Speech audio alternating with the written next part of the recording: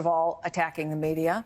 What I saw, he says, was sometimes we all agree and disagree.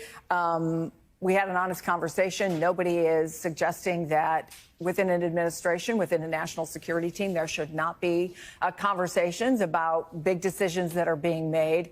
That was not the question at hand. Talk to me about where the administration is right now on this controversy that won't go away, no matter how much they want to point the finger at what they see as an American media obsessed with the story. Right. And you saw it in the frustration upon the question being asked of him saying, we have heard now several responses when it comes to Greenland specifically.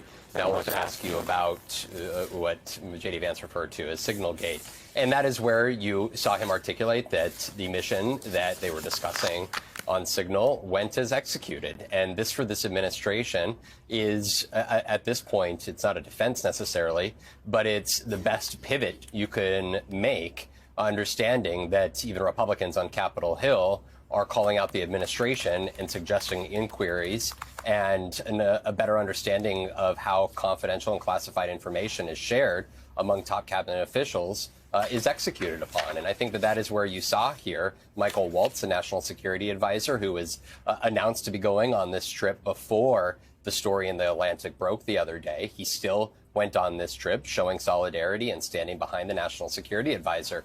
But this is an administration in which you have watched these top cabinet officials now 2 months in effectively, for the most part, stand in solidarity with one another. There were serious questions about what the second Trump administration and how their cabinet officials would handle these tense circumstances. And this particularly has been one in which it has been very clear cut that there were indiscretions and there were missteps that were made in the handling of this sensitive material.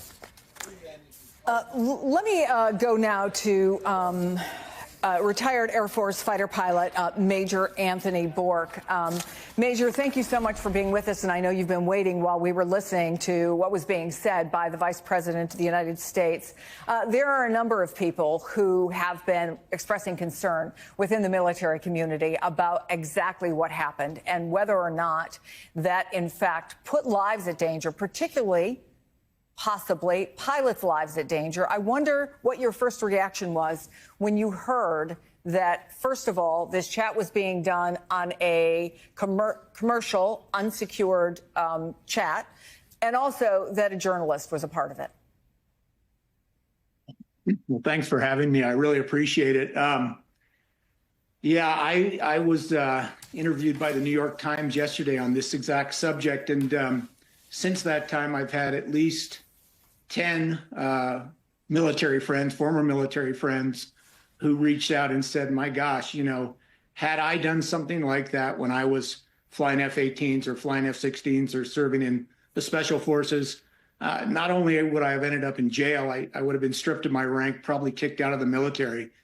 So the idea to most of us who have served in the military of, you know, talking about classified information on non-secure channels and risking the lives or the safety of our men and women in uniform who are out there on the pointy end of the spear is really surprising to me, and I think surprising to almost everyone that's worn the uniform. Is there any doubt in your mind that what you read in what has been published, and which has been, in fact, affirmed by officials in the Trump administration, was indeed classified information? And do you believe the Signal chat could have put the lives of service members in danger? You know, I am not a IT or cybersecurity expert. I know a couple things. One, I can download Signal today for free on the internet. And while I think it's probably fairly secure, I think our adversaries have developed some very effective means for hacking into different systems. I also think when you're talking about using personal cell phones, we know for a fact that there's technology out there that can hack your cell phone without you clicking on a link, and can, you know, read everything you write, can hear everything you say, can use your camera. And so, you know, I know that the military and the government have some very effective, secure ways of communicating. And I don't know anyone in the military that wouldn't use those when discussing battle plans. And, I was thinking about how fortunate would we have been if the terrorists on 9/11 had been texting a chat on Signal or something else on their personal cell phones. Even an hour's notice could have saved thousands of lives in our country. Yes, I think there are secure ways to communicate and that's very clear to anyone that served in the military. We just saw the Vances leave, and one of the messages from this administration has been, well, nothing bad happened, so the worst case scenario didn't come to pass. But I wonder what you think should happen now. What does accountability look like here? What does accountability look like, given your experience in the military? Yeah, that's hard for me to say. I think the military has their own channels for handling this, and I hope the government does too. The other thing that I take away is mistakes are made. They're made every day, and for most of us, at least in my background as a fighter pilot and a military officer, when mistakes are made, we admit them and we learn from them and we keep getting better. And I hope that happens both in our current administration and in our security systems. I want to bring in NBC's Melanie Zanona, who's covering Capitol Hill. Former Pennsylvania Republican Congressman Charlie Dent is the executive director of the Aspen Institute Congressional Program. Paul Butler is a former federal prosecutor, Georgetown law professor, and MSNBC legal analyst. So, Melanie, this is your reporting about the way the president is dealing with all of this behind the scenes. Tell us more about what you found out. Yeah, behind the scenes, President Donald Trump has been fuming about this fiasco. I'm told that in multiple conversations yesterday, Trump specifically said he was frustrated with Michael Waltz, his national security advisor, for inadvertently adding that Atlantic reporter to the Signal group chat, with Trump complaining about the media coverage and complaining that this has now become a multi-day controversy for the White House. I'm told that in those same conversations, Trump has also complained about another matter related to Michael Waltz, and that is the race to replace him in Congress. There's going to be a special election next week for that seat. It's a district that Trump won by 30 points, but the race has become a lot more competitive for Republicans than it should be, with the candidate there being massively outraised by his Democratic opponent, forcing GOP leaders and Trump to have to swoop in at the 11th hour here to help revive his campaign, with Trump even doing a teletown hall last night for the candidate there, Randy Fine. Now, GOP leadership is confident that Randy Fine will still win on Tuesday. But all of this has really added to the frustrations behind the scenes that Trump has with Michael Waltz, even though that race is not necessarily Michael Waltz's fault. Okay, Congressman, what's your sense of how politics are playing into the president's decision about whether someone should lose their job over this, as opposed to the national security concerns that a lot of people have?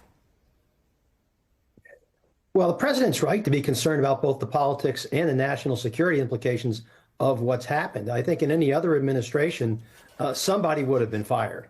I don't know if it would have been the national security advisor or the defense secretary, but somebody probably would have been fired. And the administration has made this issue much bigger than it should have with their defense, just trying to blame Jeffrey Goldberg and making a lot of noise that this wasn't classified. Anybody with a pair of eyes and ears knows that this was a major screw up, that this type of conversation should have been conducted over secure channels or in a SCIF at the very least. And they're really trying to defend the indefensible. And it's having political implications and certainly national security implications. So they made a big mistake. But by the way they're arguing this, they're continuing to make this a bigger story than perhaps it needs to be. And on the politics, too, yeah, like they're nervous, too. They see their numbers deteriorating. You know, Mike Waltz's seat is at risk. That should be a layup for the Republicans. And it's a very competitive race. They just lost, Republicans just lost a race in Lancaster County, Pennsylvania. I mean, the political environment is deteriorating right now. Well, Politico, Congressman, is reporting that among Republicans, there's an even bigger concern, maybe Defense Secretary Pete Hegseth. This is part of what they write.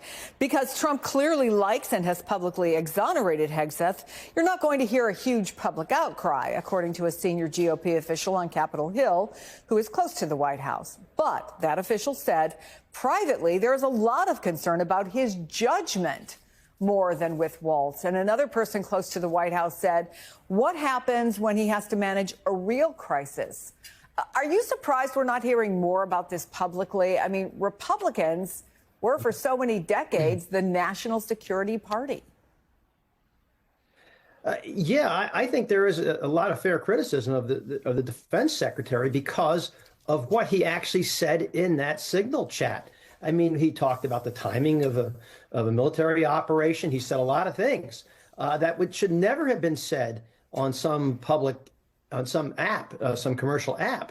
It's a mistake. And I am certain, I know many of these Republican members, and they are serious about national security. I am sure they are mortified by what has happened. Had this occurred with a Democratic administration, many of these same members would be setting themselves on fire right now in protest of this. So right now, I think Republicans are very embarrassed by this whole situation and are going to need to find their voices publicly to express their concern. Paul, let's move on to the lawsuit. Pam Bondi obviously not happy with the choice of the judge, but what is it about and what will the judge have to determine? So the Federal Records Act requires that officials preserve communications related to government business. If there's anything on a messaging app, it has to be saved by screenshots or some other way. And we know from the transcript of the group chat, you can see that Walt set some of the messages to disappear after. People in the military, current, former, whatever, they're pissed, and they should be. Because we talk about all sorts of inequality. I'm a socialist. I know not everybody who watches me is, but I know some of you are. But one of the things we leftists really care about is building equality. And that's not only equality in terms of, wages should be reasonably equal. Everyone should have equal opportunity. And that means that you can't really have billionaires or very, very high millionaires, all of that. But it's also like equal consequences for equal actions, that no one is above the law. And I think a lot of more moderates and liberals agree with that as well. And what we're seeing here, and whether we're talking about Donald stealing the documents or Donald doing all of the scummy things he's done, or whether it's his top officials just leaking stuff over group chats. What's the lesson here? If anybody but Trump and his top advisors did even a quarter of what we saw, at the very least they would be fired, and they may face criminal prosecution. But at the very least they would be fired. We've talked about this. Any FBI agent, any government worker, any archivist did what Trump did and stole the documents and then didn't give them back and then said they gave them back when they finally came to get them, but then hid extra secret documents that weren't given back even after all of that rigmarole, at the very least, they would be fired.